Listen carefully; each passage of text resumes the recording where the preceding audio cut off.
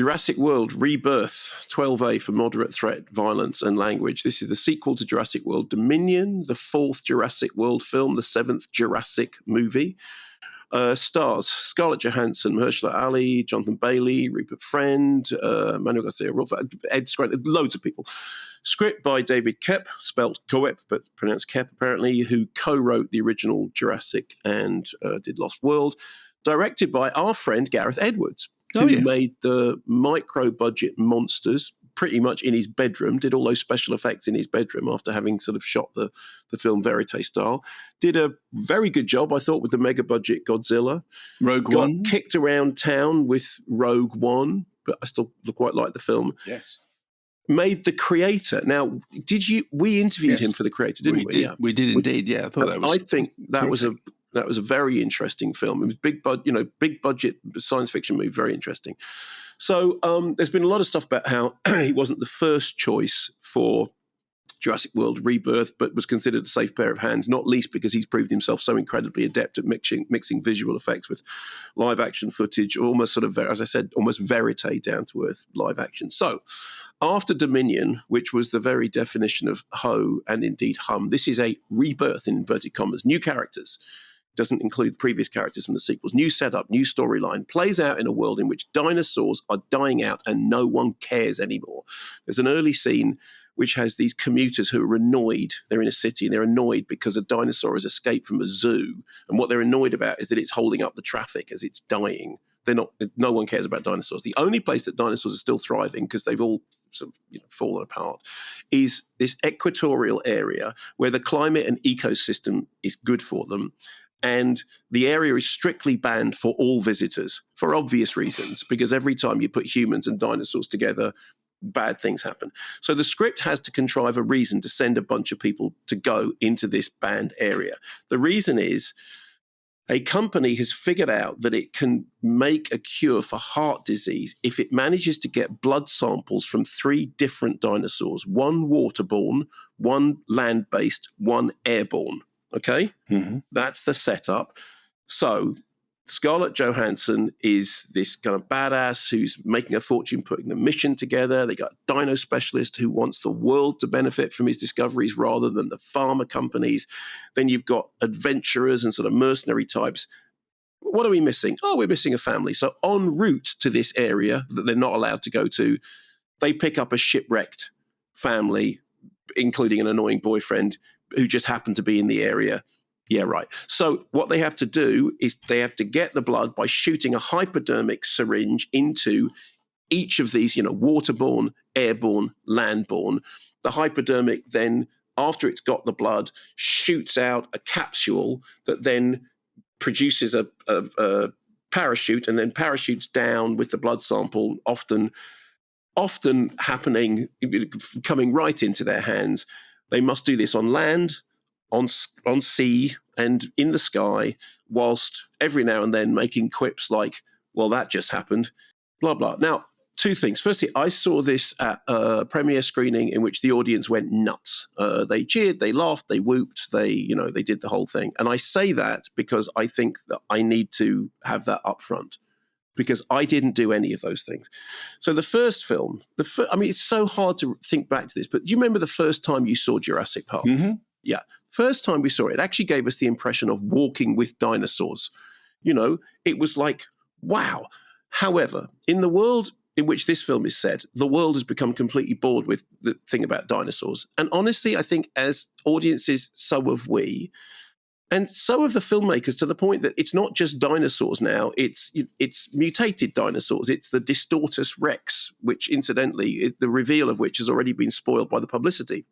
So for a film which says it's a new start, new characters, new storyline, and is called Rebirth, it's strange how much of this, just the overriding sense is we have seen all of this before, but crucially, we cared about it more. So all the usual beats are there, big dinosaurs, ensemble cast of misfit characters, sinister corporations doing sinister corporation-y stuff, people getting picked off by the dinosaurs, which were rides but aren't rides anymore.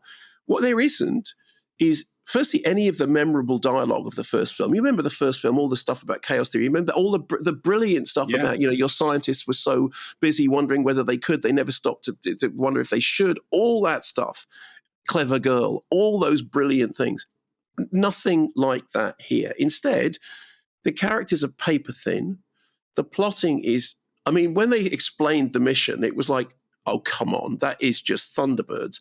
The shipwrecked family, the computer game goals, even the sort of big pharma as baddie stuff, it all just felt like, okay, yeah, and the next beat, and the next beat, and the next plot. And then the dinosaurs, which are now basically just big screen roaring monsters. The only potential surprise being the reveal of the stuff which we've kind of already seen. I read a thing in which the scriptwriter said that what he wanted to do was get back to the tone of the original Jurassic movies. It doesn't. What it does is remind us how much more, particularly the first movie, how much more exciting it was the first time, and how the sense of awe that we got the first time, all those reaction shots, which of people looking up and suddenly seeing like a whole field full of dinosaurs, or the dinosaur in the tree, or the first time the T-Rex eye, and all that stuff, it's gone. Now, on the upside, it's better than the last installment, which isn't saying that much. And Gareth Edwards is a very, very good director who proves himself very capable. And I think he gets the very best out of what is honestly a shonky script.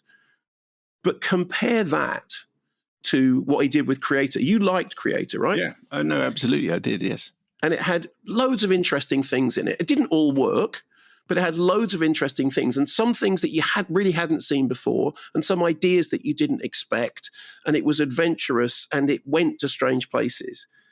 This feels like, do you remember there's a thing it's one of the early films in which there's like dinosaur fast food?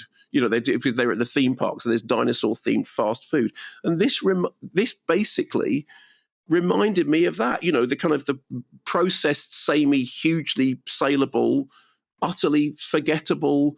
It's like the Big Mac of Jurassic movies. And if F1 is a bucket of popcorn movie, then this is basically a Big Mac with fries movie. And it was funny because I was watching it and I was thinking, I don't know whether you remember, there was a film of Fast Food Nation in which Bruce Willis does this thing about processed burgers.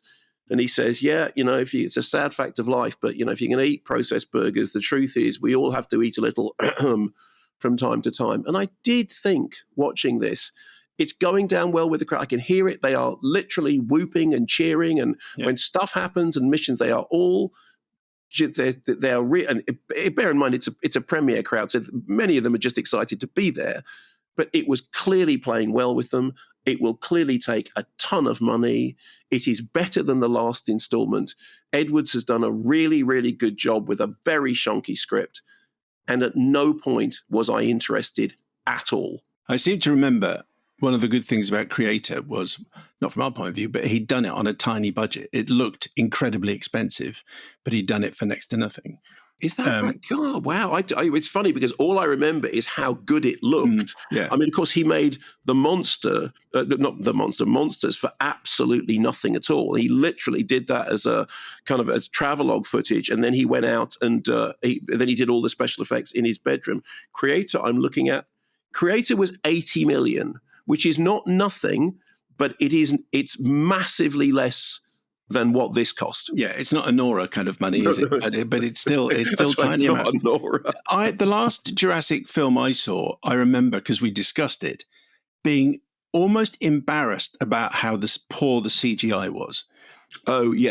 And it was quite early on, and there was a chase scene. I thought that's the one thing that you have to get right. Even if the script is terrible, if I don't believe the dinosaurs, there really is no point in coming to this film. Yes, that wasn't the case with this. Okay, that's good. Part of the reason with that is I do think that Gareth Edwards knows how to do visual effects in, VFX in real world settings that look real. That is one of his great talents. And I think he's the star of this show because I think he's directed it as well as it is possible to direct that script.